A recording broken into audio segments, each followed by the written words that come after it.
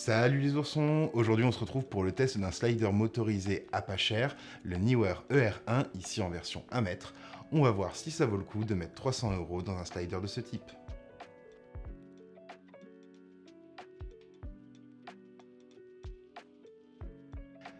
Alors pour ceux qui ne savent pas ce qu'est un slider, ou aussi appelé dolly, il s'agit tout simplement d'un rail sur lequel vous allez poser votre caméra qui vous permet de faire des travelling. Ça peut être de gauche à droite, d'avant en arrière, il peut être vertical ou horizontal ou oblique, et il peut être donc motorisé ou manuel. Le slider manuel est un petit peu plus compliqué à utiliser parce qu'il faut avoir une certaine habitude pour avoir un mouvement qui soit parfaitement rectiligne, alors que le slider motorisé, lui, sera dirigé par un moteur, souvent contrôlé par une télécommande, et vous permettra d'avoir un mouvement parfaitement fluide et complètement cadré.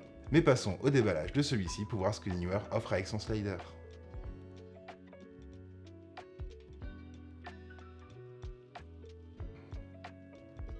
Alors, passons à l'unboxing de ce slider Neewer.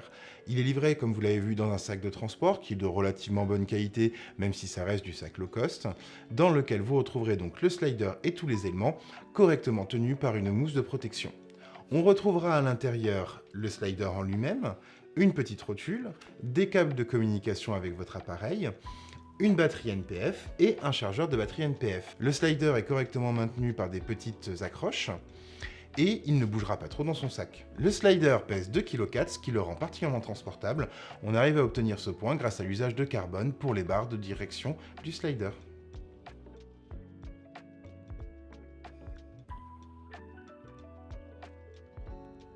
Alors comme je vous le disais en introduction, j'ai donc la version 1 mètre de ce slider. Il existe en 80 cm et aussi en 1,20 m.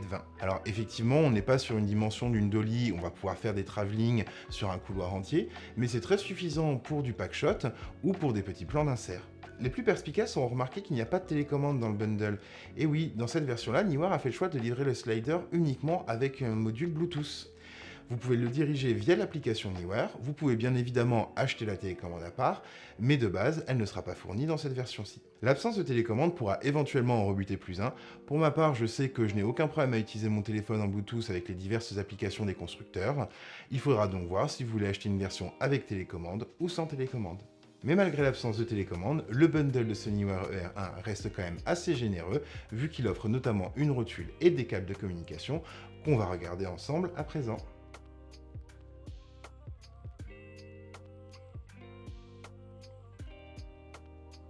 Donc dans ce bundle du Neewer ER1, vous retrouverez une petite clé Allen pour resserrer les vis du slider, une petite rotule qui pourra vous dépanner, on va revenir dessus après, une batterie NPF, qui est donc une batterie d'un type assez standard et qu'on retrouve assez facilement dans d'autres produits notamment de la marque, ainsi qu'un lot de câbles de connexion permettant la communication avec l'appareil pour déclencher l'enregistrement à distance via l'application. Revenons un petit peu sur la rotule qui a le mérite d'être livrée avec le slider, mais qui reste une rotule extrêmement limitée. Comme vous le voyez, pas de réglage très fin, pas de petites spécificités. C'est une rotule qui a un support arc à suisse et qui pourra se déverrouiller pour tourner ici avec une résistance qui est relativement correcte, mais qui n'est pas non plus réglable au choix. Pour ce qui est des câbles de communication, vous en retrouverez donc pour les marques majeures d'appareils photo et de caméra, comme Sony, Nikon, Panasonic. Je vous laisserai aller voir sur le site de Neewer d'ailleurs pour voir le détail, et il y a peu de chances que votre caméra ne soit pas compatible. Ça permet donc, comme je vous le disais dans l'application, de déclencher le lancement de l'enregistrement de votre appareil, ou éventuellement de gérer une prise en rafale afin de pouvoir faire un stop motion. Le slider sera aussi livré avec un chargeur de batterie NPF que je ne vous présente pas dans la vidéo, tout simplement parce qu'il est actuellement utilisé pour recharger mes batteries.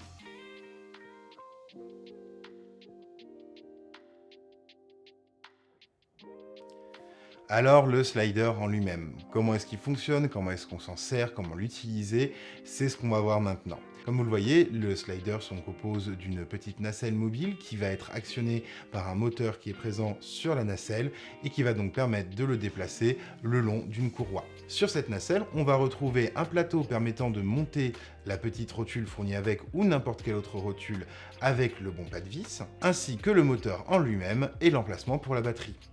Vous verrez aussi la présence d'un petit port USB-C permettant de recharger le slider et de mettre à jour le firmware.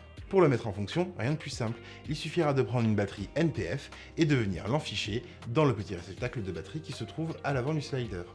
À ce moment-là, le slider va s'initialiser, va faire un petit aller-retour afin de se calibrer et vous pourrez vous en servir. Un bouton est présent aussi ici afin de le mettre en veille et ne pas tirer sur la batterie lorsque vous n'en servez pas. Les plus perspicaces d'entre vous auront remarqué qu'il y a une barre en plus. En effet, le slider est composé des 2 barres permettant de guider la nacelle, mais aussi d'une barre centrale permettant de gérer l'inclinaison, en tout cas l'orientation, de la plateforme qui retient la rotule. Effectivement, si le slider est motorisé, le pan de la caméra, lui, ne l'est pas. En fait, c'est tout simplement par un système mécanique avec une barre centrale qu'on va venir dévisser et décaler, que la nacelle étant engagée dessus, va tourner sur elle-même en même temps que le slider va avancer et reculer. Ce système, qui est beaucoup moins cher qu'un système avec une nacelle motorisée sur tous les axes, est malheureusement assez peu précis et il faudra surtout le faire à l'œil plus qu'avec les réglettes inscrites sur le slider en lui-même. Ces réglettes que vous retrouverez aux extrémités du slider au niveau des pieds, avec sûrement l'un des pires systèmes de pieds que j'ai pu voir sur des équipements vidéo. En effet, afin de pouvoir orienter le slider, vous allez devoir venir dévisser ici des petites vis de butée, puis tirer sur le pied pour le faire se décaler. Il y a des petits crans qui vous permettent de régler le pied à une position ou une autre, mais malheureusement ce qui manque, ce serait des marquages permettant de savoir sur quel cran vous êtes. Il est assez compliqué de réussir à mettre tous les pieds sur le même niveau, d'autant plus que vous pouvez ensuite venir les dévisser afin de pouvoir régler une petite hauteur supplémentaire. Voilà ce qu'on pouvait dire sur le slider Neewer et sur sa présentation générale. Comme vous le voyez, il y a quelques astuces qui permettent de réduire un petit peu les coûts, c'est ce qui permet de garder un prix relativement raisonnable pour ce genre d'appareil, au déprimant malheureusement parfois d'une certaine précision. Mais plus que regarder les caractéristiques de ce slider, il est temps de voir maintenant ce qu'il donne dans l'usage réel. J'ai pu l'utiliser sur un projet client pour une vidéo institutionnelle d'Halloween et on va regarder un petit peu ce que donnent ces plans.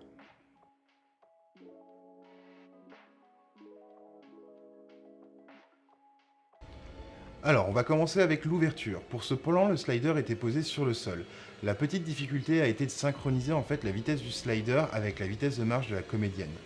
Dans ce cas, l'usage de l'application mobile pour régler la vitesse a été assez pratique. Autre plan, même projet, il s'agit ici d'un plan Nasser sur un ascenseur qui monte. Là, le slider était posé sur une table dans une configuration similaire au plan d'avant. Encore une fois, pas de saccade, tout s'est bien déroulé. Et ici, pas de problème de focus dans la mesure où j'avais pu refermer un petit peu mon diaph. Enfin, pour vous montrer un petit peu qu'on peut mixer des plans slider et des plans avec des zooms faits en post, ici un petit zoom a été fait sur DaVinci et s'intègre parfaitement avec les 2 autres zooms effectués. Maintenant qu'on a vu comment le slider se comporte dans un usage réel, il y a quand même 2-3 petites choses à noter. La première, le fabricant donne ce slider pour une capacité de charge maximum à 5 kg en position horizontale et 2,5 kg en position oblique. Il ne parle absolument pas de la position verticale et vu la technologie et la courroie, je déconseille fortement l'usage vertical de ce slider. Au niveau de la courroie, il faudra faire attention à sa tension parce que c'est comme ça qu'on peut éliminer les micro-saccades qu'on pourrait retrouver sur le slider et il faudra veiller à chaque usage de bien retendre celle-ci pour être sûr de ne pas induire d'erreur dans vos plans. Une autre astuce pour ce slider, il y a des points d'accroche un peu partout pour l'accrocher sur des pieds. Je vous déconseille très fortement cet usage. À moins d'avoir des pieds vraiment très solides comme des Avengers, le slider va bouger lorsqu'il va être motorisé. Et sur des pieds entre guillemets moyenne gamme ou bas de gamme, vous aurez forcément un effet de balancier qui va se créer et vos plans ne seront pas utilisables. N'hésitez pas non plus à activer la stabilisation du capteur sur votre appareil, ça va permettre d'éliminer les dernières micro-saccades que vous pourriez avoir avec l'usage de ce slider.